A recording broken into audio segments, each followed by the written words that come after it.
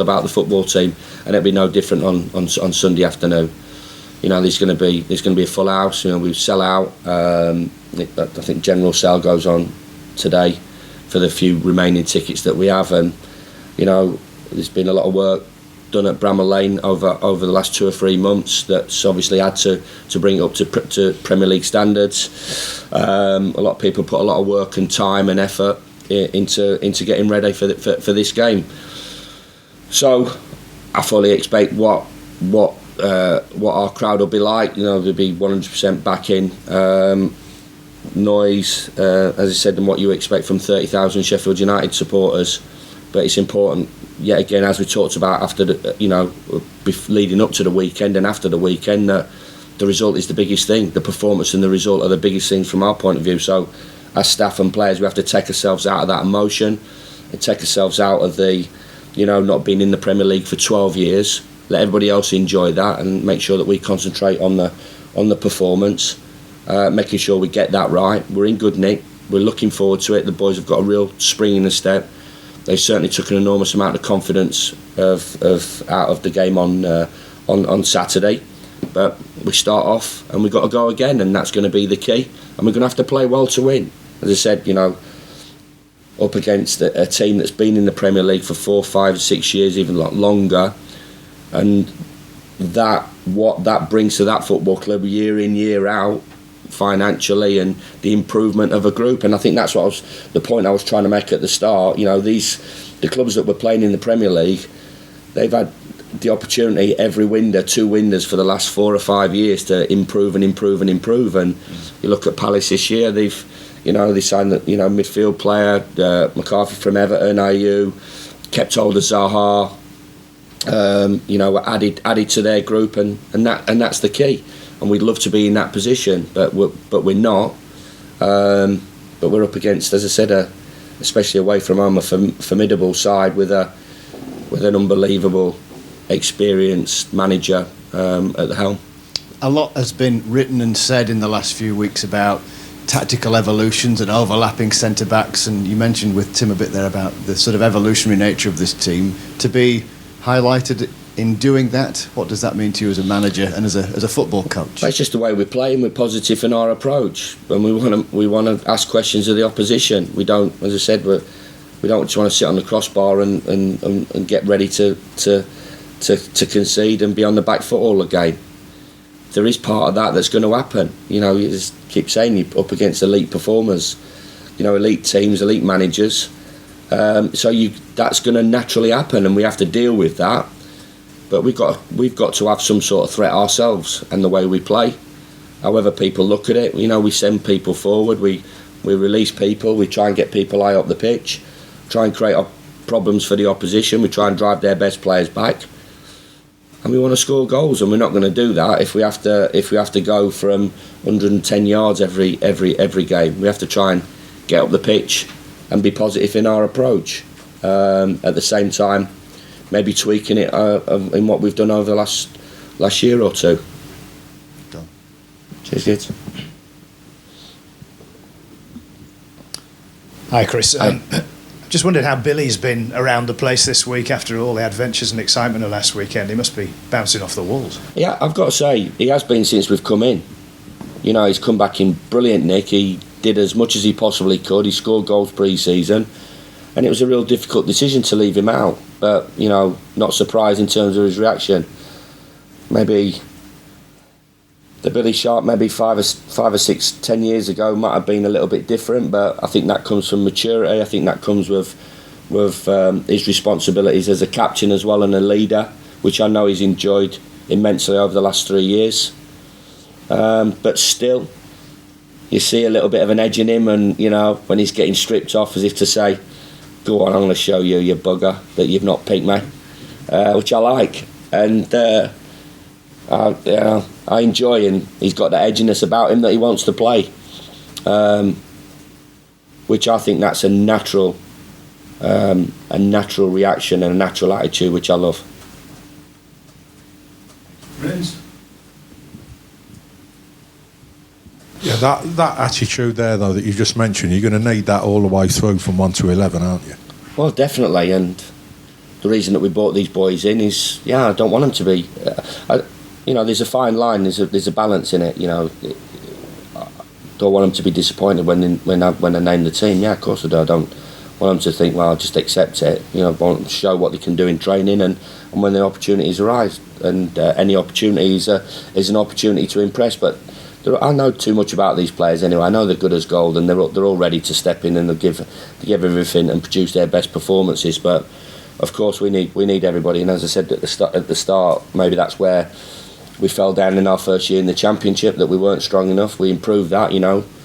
Let's be right about it. We sold one player. We used a little bit of the money, and we invested wisely in that to make us stronger. From not just 1 to 15, 1 to 19 and 1 to 20, which we thought that would give us a better opportunity of getting out of the division, which was obviously did. But they've all got to be ready, and as I said, the balance is key. If I see that individual part of them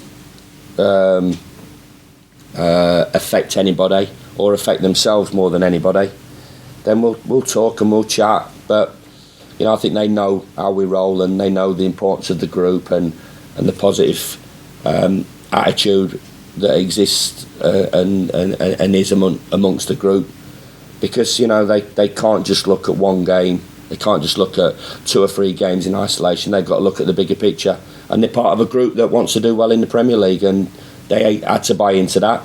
They knew what was coming when they signed, and they all signed that piece of paper, and I think they did their homework as much as we did ours on those as characters. For all the talk about this being the first Premier League game in 12 years, and don't get sort of starry-eyed about it, etc., etc. When you look at the history of the ground, the football club, and the city, there's almost an argument the Premier League should be quite glad to have. Well, I'm going to be biased, and I'm definitely going to say yes. And but modern day football isn't emotional, is it? And it doesn't count for things like that. As an old traditionalist, as I am, and obviously it being my football club, of course, yeah. These are things that crop up, and maybe a good thing for this year is that people will understand maybe what the football club is about and the history that it does possess, the coverage, the media coverage that it gets. Not just in this country, but right away globally. So from our point of view, we want to make people take notice of what we're about as a football club, off the pitch, the history that we've got.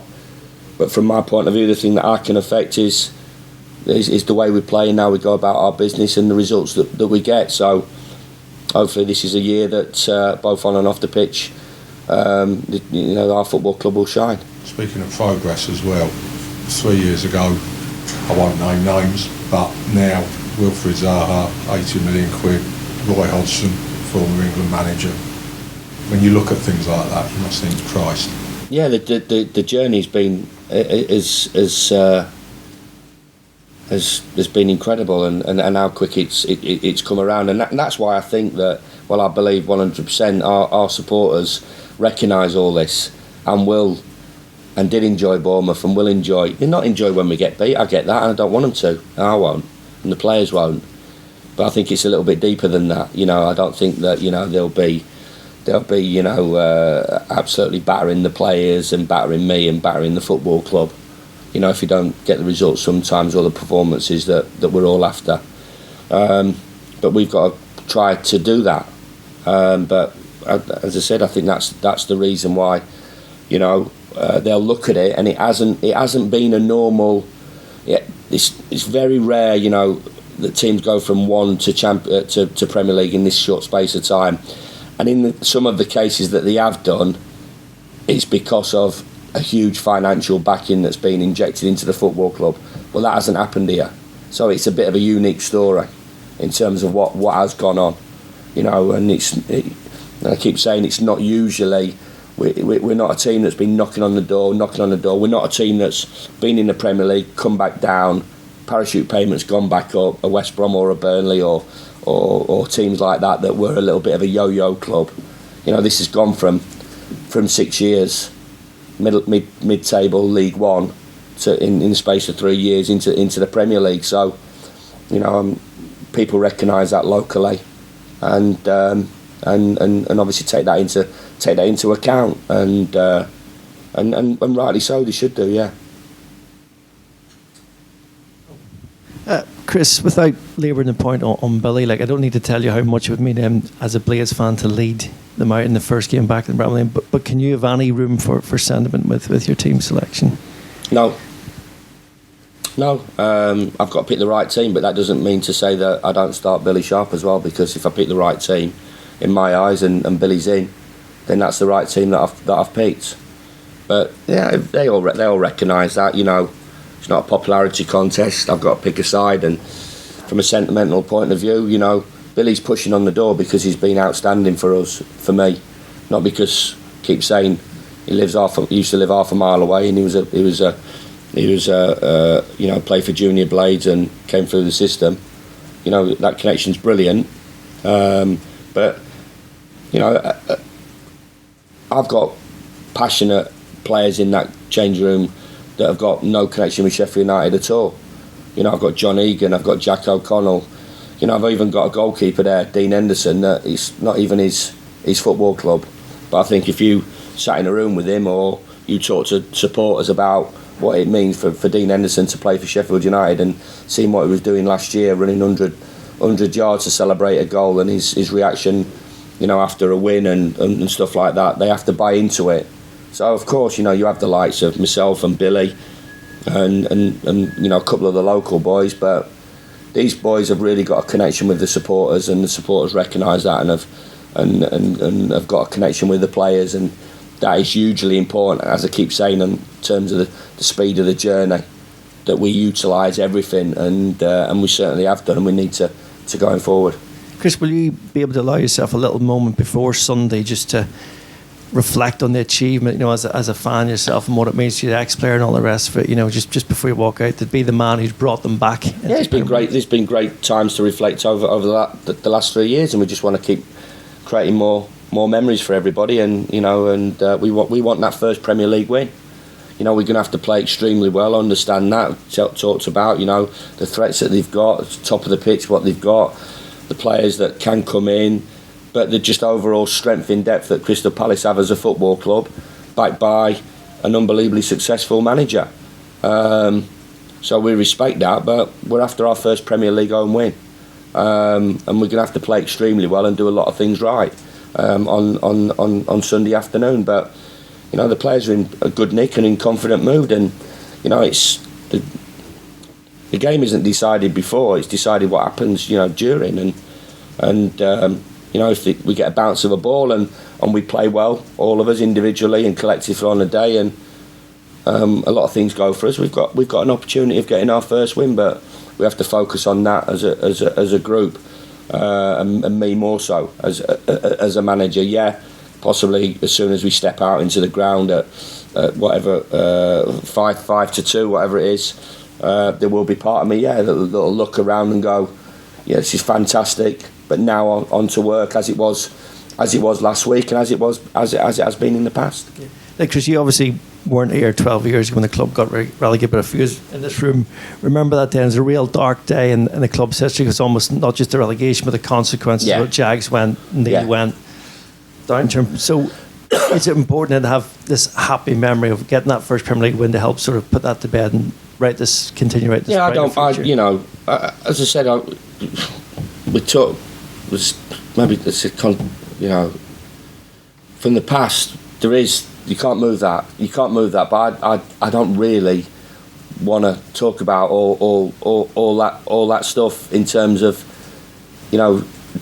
from an overall point of view, it's there and it happened, and as you said, it was a dark day. But I think a lot of football clubs have dark days. A lot of football clubs go through poor periods in their history, and we've certainly done that. And we like to think the sun's shining at the moment, and we quite like it when it's nice and warm and the sun shines. We don't want it to be those dark days. Those dark days. And of course, as I said, that day there's a lot of underlying things that have happened. But this is a new group, a new manager, a whole new set of supporters as well that I keep talking about, that hopefully we can create great memories for them and great experiences for a younger generation of Sheffield United supporters, which I know that possibly might get battered for that. I want us to dominate this city. I want to see Sheffield United shirts around the city, in the city. I do now, and I want to see more of them. I know it's to be us that is the leading light in this city, and we're creating memories for our new generation of supporters. And this group has done over the last 2 or 3 years. There's been some fantastic days, and we want that to continue. Knowing that, keep saying it's a completely different level, but we're up for the fight, and we're enjoying it, and we want it to continue. Chris, just jumping off the earlier question about the league in general, sort of a bigger picture question. It seems like there should be a place for a club like United in the Premier League and for Sheffield, the city, in the Premier League, but it's not clear that there still is. Is it up to you to prove that United belong? Absolutely, we've got to earn the right. We're not going to get it handed over to us. There's no larger systemic changes you would like to see in the game, or something to close the gap between? No. The game is as it is. It's got a place for all sorts of teams. It's got a place for the,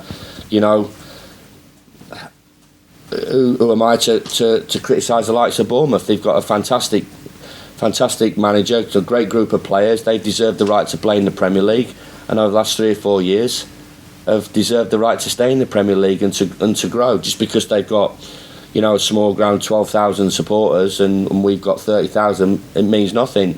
It's the game's been littered with stories, and there has to be still that opportunity and pathway for teams to climb through and climb up if they do things right, if they invest properly, if they coach, they recruit, and they run right and run proper in a way. So, regardless if it's Sheffield United or it's Bournemouth or it's Manchester United or it's Brighton, it's the division is made up of different clubs with different histories, different support, different backgrounds. I think that's what makes it, an unbelievable division to be involved in. We still, as I said, we've got here. We've earned the right to get here. Now the next hurdle to overcome is to earn the right to stay in here and prolong our sort of future in the division. Move to the Sundays then. Any Sunday guys?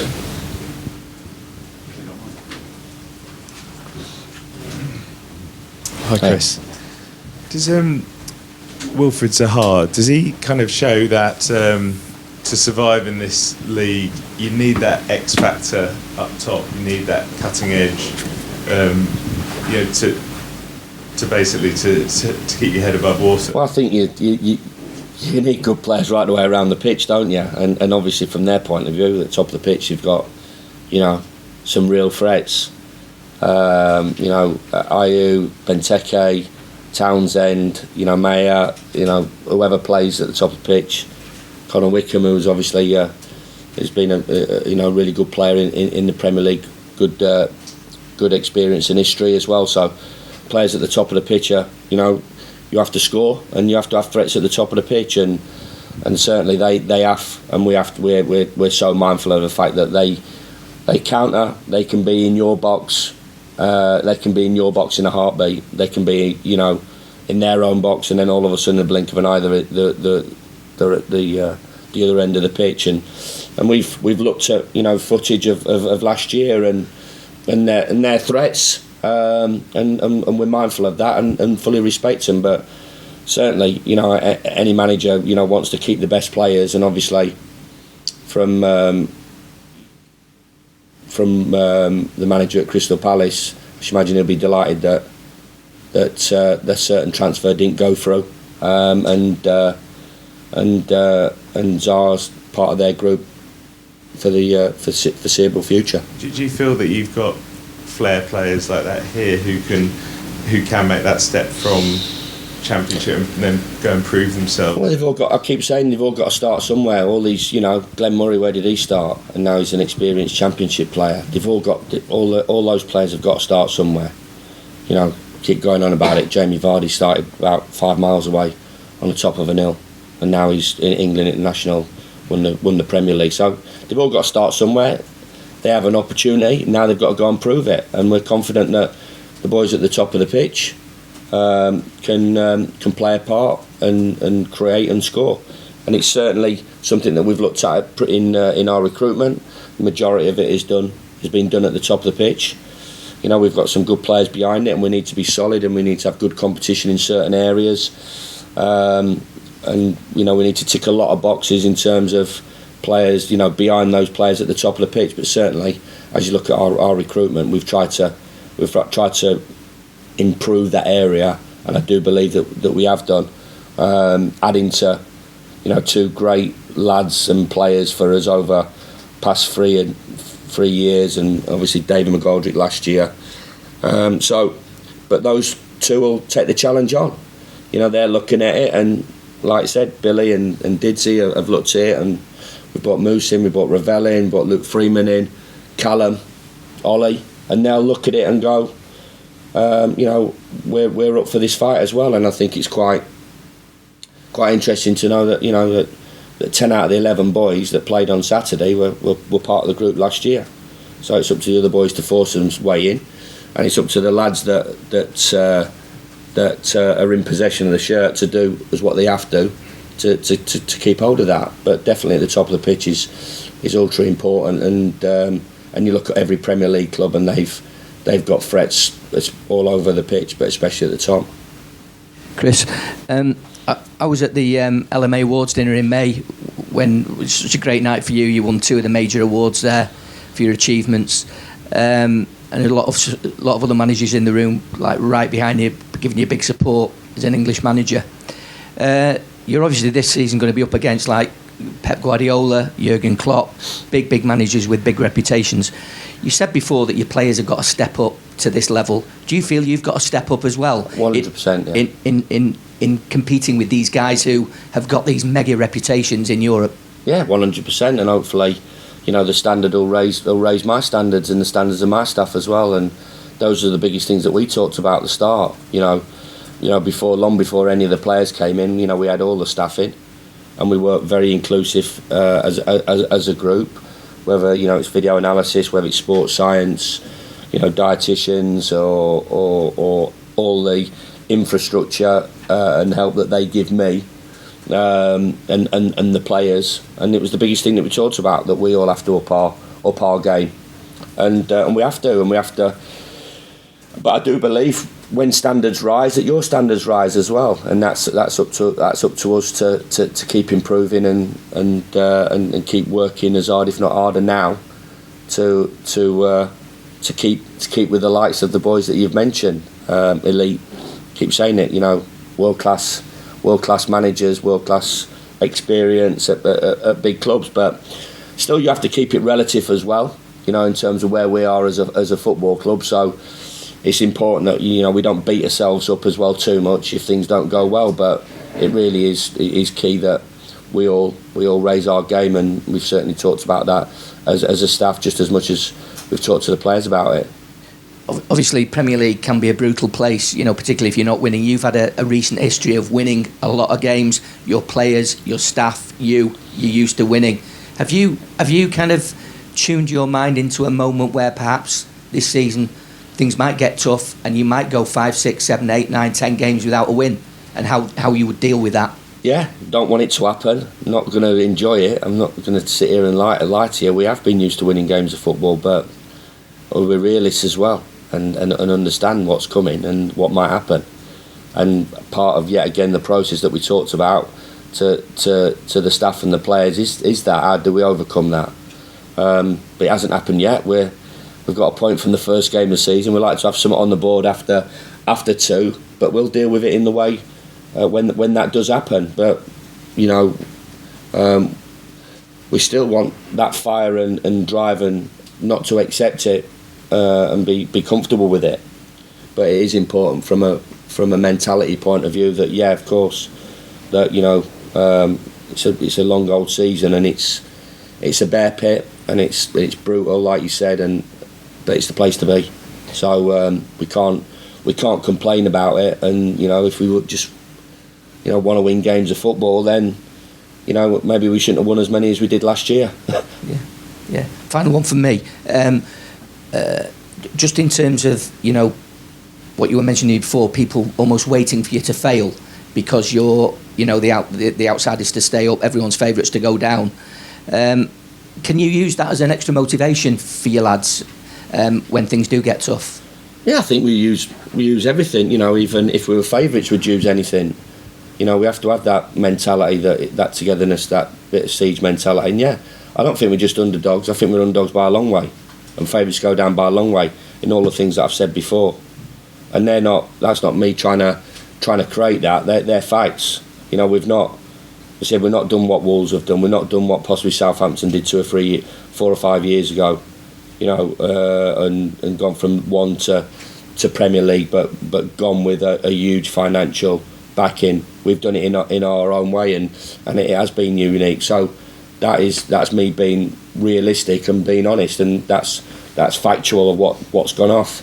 And yeah, we are by a huge way favourites to go down. So we have to deal with everybody that says that, but they can't affect what we do on the pitch. They can't affect what we do here from a Monday to Friday.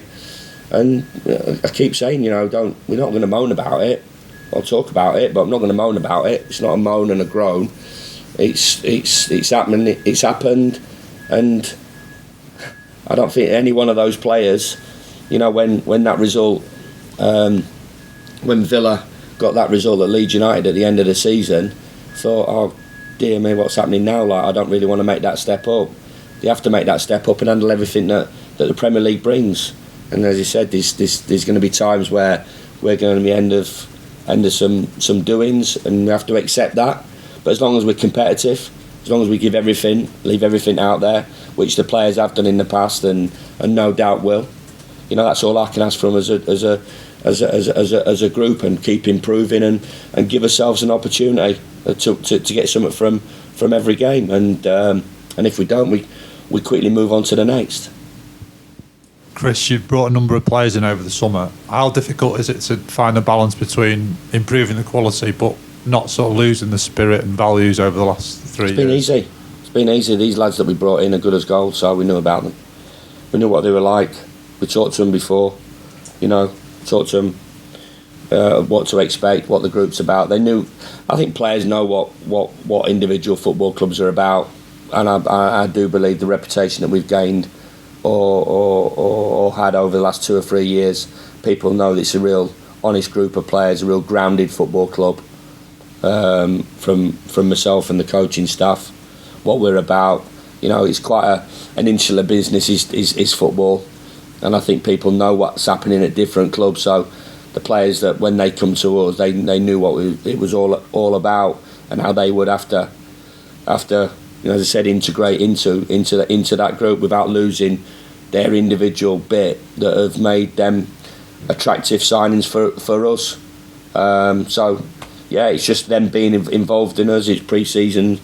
It's really important when we went away that they got to know everybody, and obviously spent 10, 11 days pretty much 24/7 with everybody else, and it grows from there, and it'll grow through the season. So yeah, not difficult at all. So do you know Roy at all from down the years in LMA or coaching, or have you come across him? No, just knowing what football's about, and what a fantastic career he's had from early beginnings, working abroad, and obviously working at some of the world's biggest clubs. And you don't get those jobs, you don't get the England managers' jobs if you don't know what you're on about. You're not experienced, and you're not very, very good at your job. So, but no, as I said, I look forward to meeting him, and it's going to be great afterwards, because I should imagine, at the personality that he is, he's a down to earth guy as well, and his journey's been a very interesting one as well. So look forward to meeting him afterwards. But just as I said, looking forward to my team going again. Really can't wait for Sunday, really, and I get the vibe that the players are in that mindset as well. Everybody can't really wait for its supporters, myself, and more importantly the players. Can I just ask one question about the sort of speed of improvement of players, because you mentioned that when you were in the Championship, you weren't one of those clubs who was building to be a mid-table Premier League team. So, bearing in mind that you started last week with 10 guys from the Championship, how quickly have individuals, players, improved in your team? Have you seen an improvement even over the summer and then last week? Well, they have to physically. They have to come back in better shape. I think they understand that. They get a programme to do that. And as I talked about, staff and myself up in our game, the players have to, because they want to be Premier League footballers. But as you said, there's numerous examples of players coming out of the Championship that have made the step up, and really interesting and looking forward to the likes of Jack O'Connell, Egan and Enda Stevens, Ollie Norwood, adapting and improving their game as well individually, as well as us improving by the week as a team. You just mentioned Ollie Norwood there.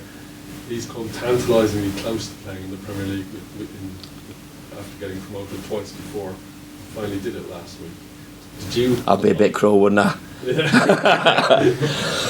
A bit cruel to say thanks, Ollie. Cheers. There's a couple of Championship clubs that might want you. Well, it happened to him before.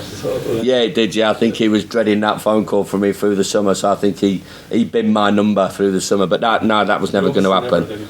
No, that was never going to happen. He fully deserved, and it was, as I said, it was difficult over the last 2 years from his experiences at Fulham and Brighton. But no, he was a major player for us last year, and I thought he adapted well on Saturday as well. So he's got, as they all are, he's got fantastic experience through the national side, captaining the national side, getting over 50 caps. So he's played against world class individuals. Obviously the team sometimes when they play in the San Marinos, they're expected to do well, but next minute they're playing Germany and Italy and Spain, and he's played in all those games as well. So he's got great experiences as well. So it's another fantastic example, and all he knows, he needs to step his game up, but we're confident that he can play a part in that. All right. Thanks all. Cheers, guys. Have a good one. See ya. Sunday embargo until 10:30 Saturday night, but the rest of it's lifted.